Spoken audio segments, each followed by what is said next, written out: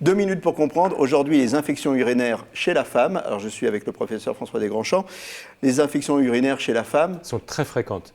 On dit qu'au moins une femme sur deux aura une infection urinaire durant sa vie et à peu près 20% d'entre elles ont quelque chose qui s'appelle les infections urinaires récidivantes, les cystites récidivantes, qui leur pourrissent la vie. C'est des femmes qui ont des antibiotiques à longueur d'année avec des piles et des piles d'analyse d'urine. Et donc le principe du traitement, c'est d'abord de comprendre d'où viennent ces cystites. La cystite, c'est une auto-infection. On s'infecte soi-même et parfois les cystites sont favorisées par les rapports sexuels. C'est jamais de la faute du partenaire. Il ne faut pas accuser, il faut que les couples restent soudés. C'est une auto-infection, c'est des germes qui viennent de l'intestin et qui vont remonter jusque dans la vessie. Et donc pour bien soigner, il faut bien comprendre ce mécanisme. Premier mécanisme, attention au transit. Il faut qu'il y ait un transit bien régulier parce que la constipation fait que les selles restent dans le rectum et contaminent le périnée. Deuxièmement, attention à l'hormonologie du vagin. C'est le vagin qui défend contre les cystites. On s'arrête là-dessus. Ouais. Les selles restent dans le rectum et contaminent le périnée. Ouais. C'est par contiguïté.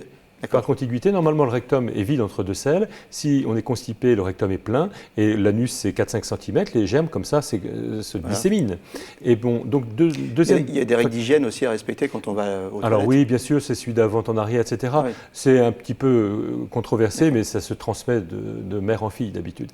Après, le deuxième facteur très important, c'est l'hormonologie du vagin. Le vagin est une défense contre les cystites parce qu'il est habité par le bacille de Döderlein qui lui empêche les autres de venir, puisqu'il prend toute la place à l'intérieur, qui est un bacille normal, qui dépend des œstrogènes. Et donc, dans la vie de la femme, il y a 2 périodes où on manque d'œstrogènes. La période évidente, c'est la ménopause. Dans ces cas-là, il faut donner des œstrogènes locaux. L'autre période plus délicate, c'est la période de la jeune femme qui est sous contraceptifs oraux parce qu'il y a des pilules qui sont microdosées, les femmes sont en hypoœstrogénie. Donc il faut revoir ça. Et puis la dernière étape, c'est la remontée dans la vessie. Là, il faut faire attention à des boissons régulières. Une étude récente a montré que quand on boit 1,5 litre par jour, on a 2 fois moins de cystites parce que c'est un effet chasse d'eau. Le germe qui a réussi à monter dans la vessie est immédiatement chassé. Il y aurait trop de choses à dire. Il y a beaucoup de choses à dire. À très bientôt.